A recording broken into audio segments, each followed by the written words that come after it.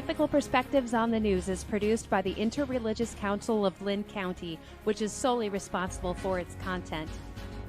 The views and opinions expressed on this program do not necessarily reflect those of the staff and management of KCRG TV9. Hi, and thank you for joining us. Today we are going to be talking about ranked choice voting, and my guests for today's show are Matt Wedstein, a physics professor at Iowa State and president of an organization that is educating voters on policy matters, and Monica Vernon, a former city councilwoman of Cedar Rapids, politics, including the nominee for the Democratic Party for the 2016 First District. And she's currently the executive director at Czech Village Nouveau District. So thank you for joining us. Thank you. Thank you. Yeah, so today we're going to be talking about ranked choice voting. And before we dive into it, I just want to give a little bit of background to the audience on what it is. So to as RCV is basically a voting system where voters rank candidates based by preference. So if a candidate wins the majority, he or she is declared the winner. States in the US that have implemented ranked choice voting, and there are 3 that have implemented but have not gone through the process of fully embracing it. One of the things that I wanted to discuss with the two of you today was the pros and cons of. Again, thank you for joining us. So one of the things that I wanted to get your opinion on is if ranked choice in the state of Iowa, how do you see it benefiting both voters and candidates? I think what you just said, Peggy, is if it's legal and it's instituted in the state of Iowa, how can it benefit? Yes. Matt is so good with all the technical things, but for me, I love the idea that it really takes the politics out of voting, and it really helps people to really pay attention to the positives of each candidate. And that's because if you're running in a ranked choice situation, you don't want to denigrate your or downgrade or make fun of your opposition, because if there's a runoff, you want to be, even if you're not number 1 in someone's heart, you want to be number 2. So I think you want to talk about the positive things. And I love that part of ranked choice voting. And I think there's many other things, but to me, that is something that I think Americans want today. We want to solve problems. We want to have better communities, all the things that go with that. And so what we need to do is find the best people, not continue to polarize. Okay. Yeah, I would agree with everything Monica said. The animating reason why I'm out doing what I'm doing is I'm very concerned about how divisive politics has become. And I feel that this is a step that will help to bridge some of that gap and bring civility and discussion and discourse back into politics. I would just add that for local communities, it has the added benefit of taking a multi-step election like a runoff or primary and allowing you to, in a sense, exercise all aspects in the same election, which is also a cost savings, and it's also an efficiency, and it also means no drop in voter turnout. Okay. And Peggy, the way we do it now in Cedar Rapids, and we've had a lot where we have so many candidates, the runoff ends up being in terrible weather, many times. Yeah. I mean, it's cold. So you vote the first Tuesday of November, and then 1 month later is the runoff, which is kind of all during that holiday time. And so instead of people coming out again, and many people forget or are confused that they need to get out to a runoff, you just do it all at once. And I think with then I think that's more of a fair way. Everyone's vote counts then, not only in the first situation, but in any kind of runoff there might be. On the comments that both of you expressed, that it brings civility back to elections. How do you think, if ranked choice voting were to be implemented in the state of Iowa, how do you think bringing back that civility is going to impact? In other words, given the nature of the divisiveness that is occurring in the current political environment, do you think that this will help?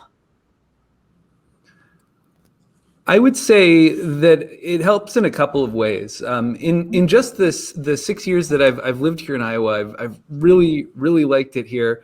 But in just those 6 years, even the local politics in my town, I feel, has gotten a lot more intense. And I think one of the things that communities can start to do is build a firewall between the divisiveness of national politics and really local community, where partisan politics by law technically doesn't have a place in most cities and shouldn't.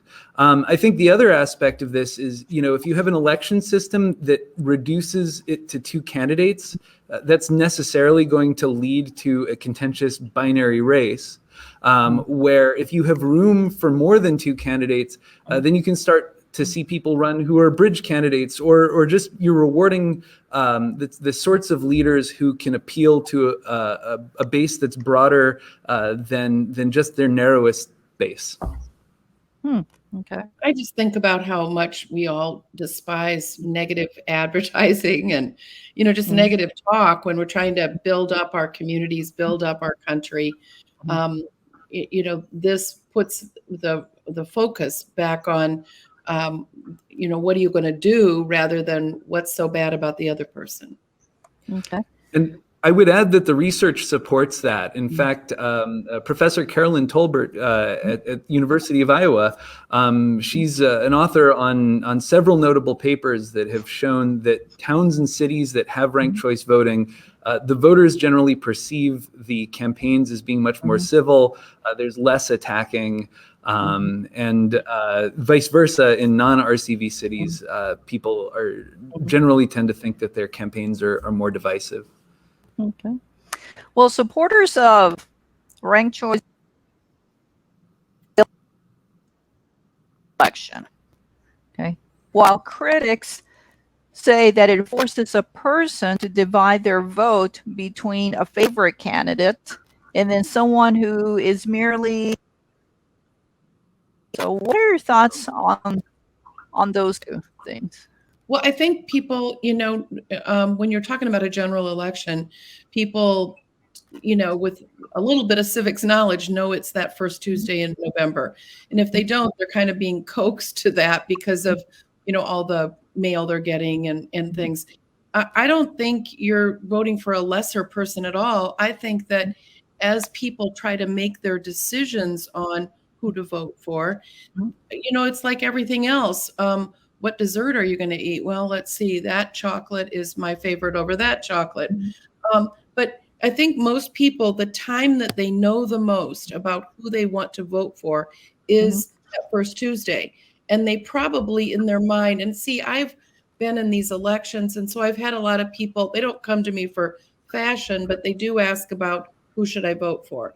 And, and I sometimes, because I've been in market research, I say, well, how are you thinking about it? And it's incredible how they have, well, I'm leaning this person, but I kind of like this person too, and they know, I think at that point, maybe they don't know all the way down to from number 1 to number 6, but the people I talk to tend to know, if there's 3 or 4 people in the campaign, they'll know who their first, second, and third are. And especially their first and second, they'll know that. Okay. Yeah, I would say it's almost the opposite. If you have a voting system where you're only allowed to pick one candidate, if there are 4 candidates, by picking one candidate, you have nothing to say about the other 3 candidates. And this leads to that idea of vote splitting. You'll hear voters in pick one election, say, don't vote for so-and-so, you'll be throwing your vote away, and the candidate you don't want to win will win. And so it leads to this situation where voters have to vote strategically. They end up voting for the candidate who's most likely to beat the one they don't want, rather than voting for the candidate they most like. In ranked choice voting, the way I like to say it is you get backup votes. You choose your preferred candidate, and if your preferred candidate doesn't have enough votes to stay in the race, then your vote goes to your next choice so that it stays in play. That way you can vote your conscience without worrying about vote splitting. Okay. Those who favor or supporters of ranked choice voting have expressed that if implemented in a state, it will increase voter turnout, whereas the results of that have been mixed. So what would you say about that? So the results are for situations where you have a municipal election, where you combine two elections, including a low turnout runoff election. The research is fairly unambiguous that you definitely get an increase in turnout. The thing that's a little bit difficult, it's always difficult to prove a positive. It's hard to say, okay, turnout went up in this election. Did it go up because of ranked choice voting or because of other factors? Now, if you look at most of the cities that have implemented it so far and states, there tends to be, especially in the longer term, an increase in voter turnout. But the research is a little bit mixed whether or not that definitively causes it yet. I think we know that it does have an impact on voter engagement, and so it very likely has an impact on voter turnout. But there's very little evidence, I would say it this way, that it hurts turnout. There are very few examples where it was implemented where there was even just a slight decrease in turnout. Most cases over multiple elections have seen increases in turnout. One of the things that, in order to implement any kind of change to a voting system, is going to take time and money. Okay, so in order to implement this change, it's going to take quite a bit of educating voters. Critics are saying, well, it's going to cost a lot of money in order to do that. It's going to confuse people. So why change? The old, if it ain't broken, why fix it? Okay. What are your thoughts on that?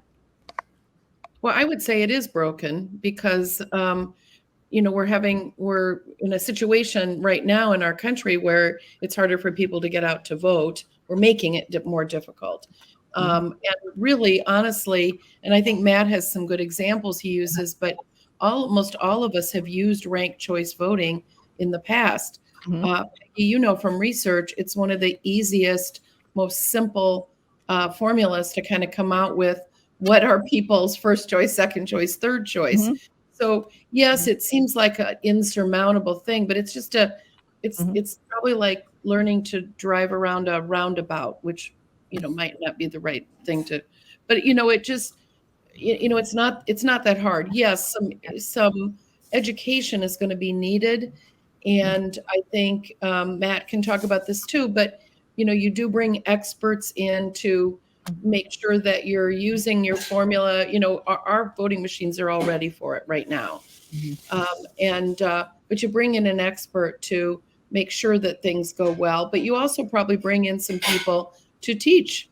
And I think before, maybe the city of Cedar Rapids adopts it, you have a number of community meetings so that citizens can learn about it, can have their input. And I think once people understand what it is, they're going to be in favor of it. It's going to, you only have to go once. Yeah, community education and engagement is absolutely critical. But one of the nice things is that for the last 18 years or so, more and more communities, towns, and cities have been doing this. And so at this point, even the process of how to educate voters, how to formulate a ballot, these are all problems that have been worked out. And I would point to the case of New York City, which was the largest municipal ranked choice voting election to date. And they had a massive increase in voter turnout. And in all of the post-election polling data, voters felt that they understood it very well, that it was easy to use. And they put a lot of work into kind of following established protocols for how do you do these voter outreach campaigns. So, at this point for Iowa towns and cities, the roadmap for how do you make that change is largely set. And the fact that most Iowa towns and cities have compatible machines makes that even easier at this point. Well, this brings up a good point that you mentioned, Eric, with New York in the recent election for mayor, which the city just implemented ranked choice voting, but critics were saying that critics of ranked choice voting say that results tend to take a lot longer to tabulate versus the current method, whatever state, that people are used to. So how would you address that? Because with New York, it did take a while to declare Eric Adams as the winner. Well, they had a lot of people running. And really, if you look at it fairly, it would have been a month if they had to do if they had to do the way we do in Iowa, have the runoff a month later. So that would have been a whole month. So it wasn't a month, it was days. Yeah. And I think they can be very transparent about that, and I think they were. I followed it a little bit. This person, nobody won outright. So, they go through this whole process so that everybody's, second place vote is being counted, and then third place. And, you really get someone who the most of the people feel the best about, or at least, it's their first or second choice. Or so when you think about, it took a while. Well, really, to get to the final, it takes a month here. If you have, if nobody gets to 50% plus one in the first go around. Yeah, and that's something that, given that society, we live in a instant gratification, we want answers now society, type of mentality, it does concern individuals, why do we have to wait so long? So, again, best ways to address that as a possible hurdle if a state were to implement.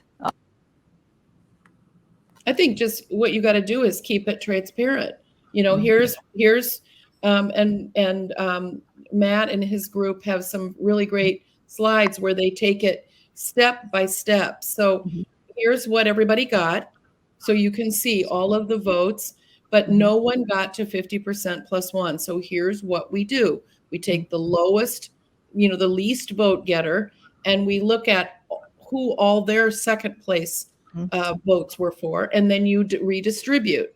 And maybe at that point it puts somebody over 50% plus one, or maybe it doesn't. And then, but I think if you show, and I think they did this in New York, or at least Matt, you can correct me, but I think if you do that, it's kind of exciting, because really then it is more like, sports and stuff, where there's, what do they call it? Sudden death in golf. I mean, it isn't instantaneous. There's extra innings, there's overtime. That's what this is. Yeah. The New York election took a little bit longer than is typical. I would point out that, for example, Minneapolis, just north of us, they were able to get their results out the next day after elections. I highly encourage anybody who's interested in this to actually check out Minneapolis's election website. And also in the last election cycle, Utah had 20 cities sign up to trial ranked choice voting. And it's really amazing to go with what Monica said. If you go to their websites, there's these, I really like the Utah ones in particular because they use an engine that I happen to like. You can click through and they show you how people's second choice votes are allocated. And they're able to give a really clean visual picture of what happened in the election, where voters stood.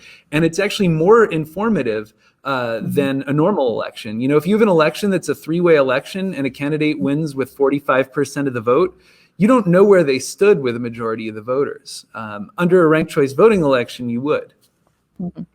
Peggy, you know, one of the things that Matt kind of taught me, or in bringing up things, is that across this nation, is it about half and half Republicans and Democratic, you know, states leaning red, states leaning blue, or parties are actually, both parties are using this system. So I think that tells us a lot too. Yeah, it's certainly true. I mean, I don't know if I can measure if it's exactly half and half, but I certainly can say that there's a lot of buy-in across the spectrum. The Indiana Republican Party, the Utah Republican Party, and actually very notably, the Virginia Republican Party just selected candidates like this month using ranked choice voting. Multiple Democratic parties do as well. And then you also see red and blue cities and red and blue states that adopt it.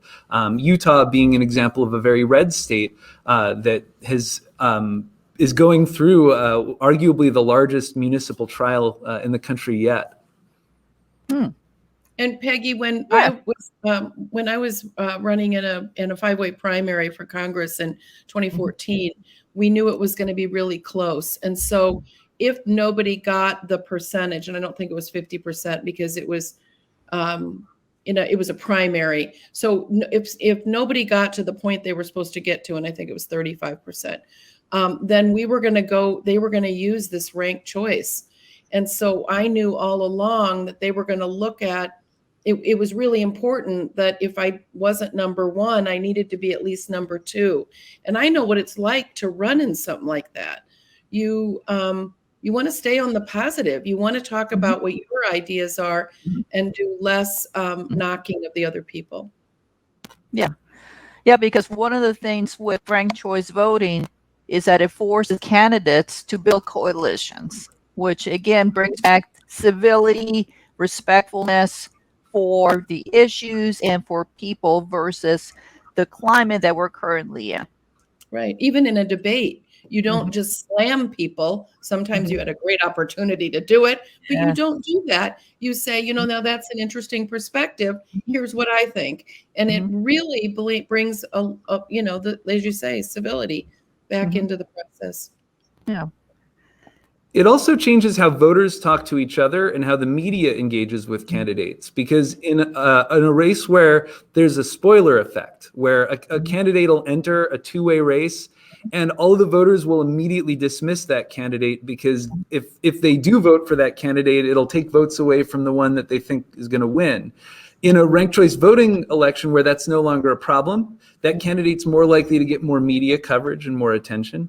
And the other aspect that I think is really interesting there is the accountability aspect. The fact that politicians are more connected to what their voters want, and voters are talking to each other. If you door knock, for example, you might actually door knock on a house that is assigned for a different candidate, because you might be able to persuade the person in that house to rank your candidate as their number two. It's a very good point. Very good point. Then you have a great excuse to be there, don't you? There you go. Well, critics against ranked choice voting say that the vetting process for candidates is less clear. So what would you say to these critics? I think that the vetting process is more clear because these candidates need to win a broad base. And that means that they have to actually do their job. In an election that is a more contentious two-way race, a candidate might win simply by saying, I'm not the other person, or don't vote for the other person because it'll be a disaster.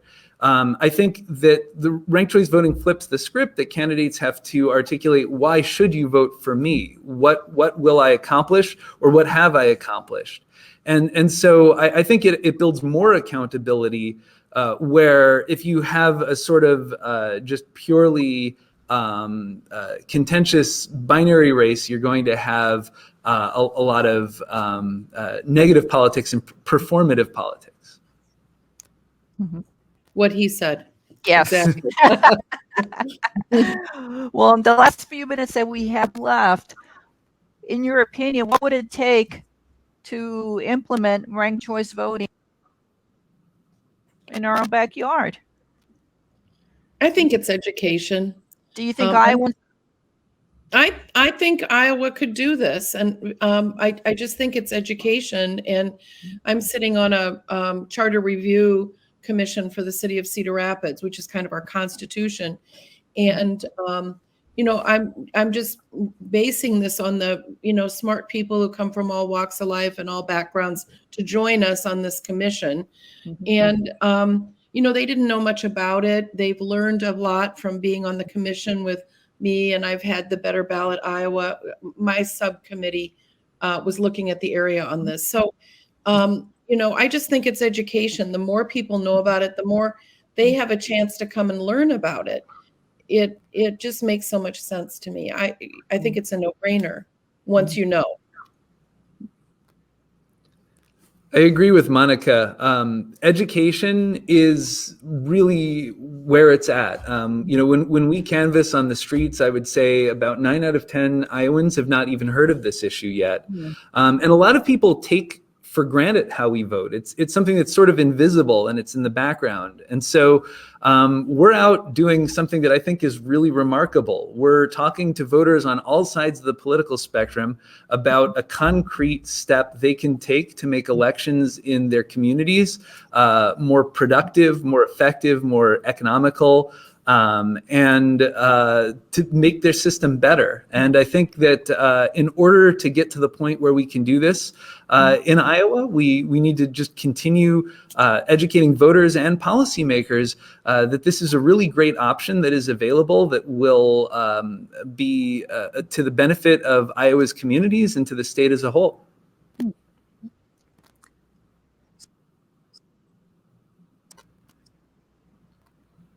What do you think? I mean, I totally agree with that. I think it's just the way to go. And so much of it is everything Matt said, plus your vote is just, I think your time to going to the poll, however you do that, is much more valuable because you don't have to go again, and you get to weigh in all down the line on how you would rank these people.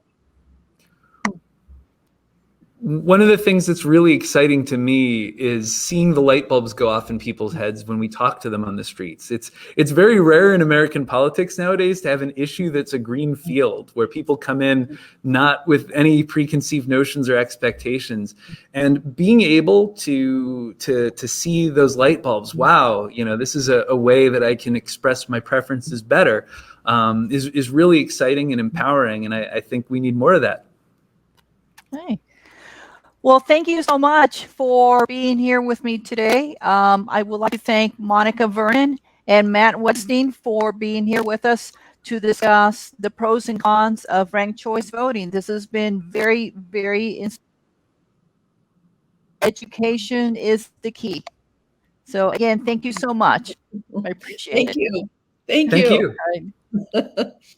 you.